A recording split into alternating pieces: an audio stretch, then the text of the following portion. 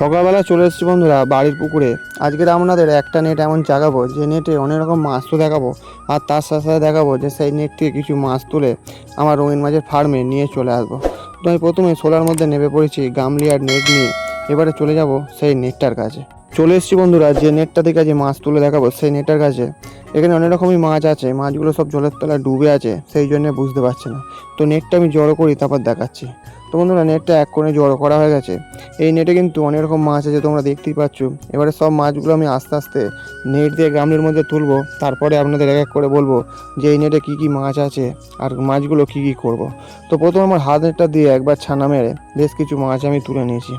এবার এই মাছগুলো আমি গামলির মধ্যে রেখে যেসব মাছগুলো বেছে বেছে তোলার আছে সেই মাছগুলো বাছবো, আর অবশিষ্ট মাছগুলো আবার নেটের মধ্যে ছেড়ে দেবো।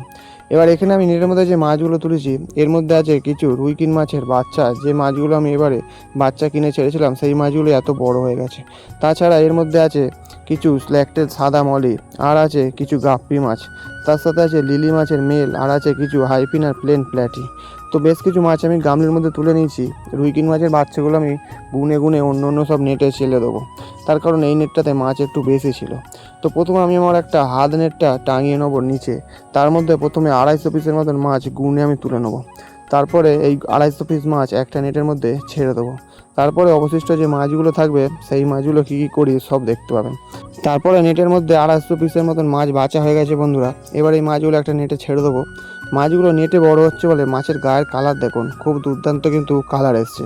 এই মাছ থেকেই পরে কিছু ভালো মাছ বেছে রেখে দেবো, সেগুলো ধাড়ি করার জন্য, যার ব্রিডিং আমি সামনের বছর শীতের সময় করতে পারবো। তারপরে নেটটা নিয়ে চলে এসেছি একটা অন্য নেটের ভেতরে, সব মাছগুলো আস্তে আস্তে ছেড়ে দিলাম, আর মাছগুলোর কালার যেন চকচক করছে।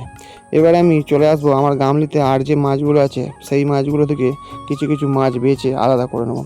তার কারণ এর মধ্যে যে সাদা ল্যাকটেল মলিগুলো ছিল সেই মলিগুলো অন্য যে সাদা ল্যাকটেল মলি রাখা আছে সেই নেটে ছেড়ে দেবো। তো মলি মাছগুলো বাছা হয়ে গেছে। এই মাছগুলো আগে যে আমার কাছে ধাড়ি ছিল সেই মাছের বাচ্চা এতটা বড় হয়ে গেছে।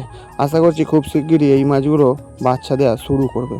আর এই আগে যে নেটটা তোমরা দেখতে পাচ্ছ এই নেটেতেও কিন্তু আমার হাতে বাচ্চা ফোটানো মলি মাছ এতে রাখা আছে। তো মোটামুটি এতে 100-3 মতন ধাড়ি হয়ে গেছে, ওরা পরবর্তীতে বেশ ভালোই বাচ্চা দেবে আশা করা যায়। এবারে গামলির মধ্যে যে মাছগুলো ছিল তার মধ্যে থেকে বেশ কিছু হাইফিন আর প্লেন প্ল্যাটি মাছ বার হয়েছে। এই মাছগুলো একটা নেটে ছেড়ে দেবো, এই মাছগুলো বিক্রি হয়ে যাবে সামনের সপ্তাহে। আর গামলির মধ্যে অবশিষ্ট পড়ে রইলো শুধুমাত্র লিলি মাছের মেল আর রইলো রেড চিলি গাপ্পি। লিলি মাছগুলো অন্য একটা নেটে রেখে দেবো, তার কারণ এই মাছগুলো দিয়ে পরবর্তী সময় ব্রিডিং করানো যাবে।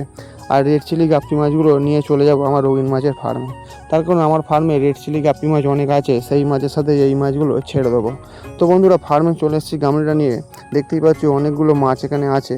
তো যা এবারে আমি দেখাচ্ছি আগের আমার যে রেড চিলি গাপ্পি মাছ ছিল সেই মাছগুলো। অল্প কটাই ছিল, টোটন কাকু আমাকে দিয়েছিল। তো এই মাছগুলোর সাথে আমি এবারে নতুন মাছগুলো সব ছেড়ে একসঙ্গে বড় করব। তারপরে বাচ্চা মাছগুলো সব একটা গামলির মধ্যে তুলে নিয়েছি। এবারে আস্তে আস্তে চলে যাব যে পেটির মধ্যে রেড চিলি গাপ্পি মাছ ছিল। এবারে প্রথমে গামলিটা নিয়ে প্রথমে পেটি থেকে কিছুটা জল তুলে নিয়ে রেখে দেবো, তার কারণ পুকুরের জল থেকে তুলে এনে যেহেতু আমি পেটির মধ্যে রাখবো আমার রঙিন মাছের ফার্মে, তাই জলের টেম্পারেচারটা 1 হওয়া দরকার।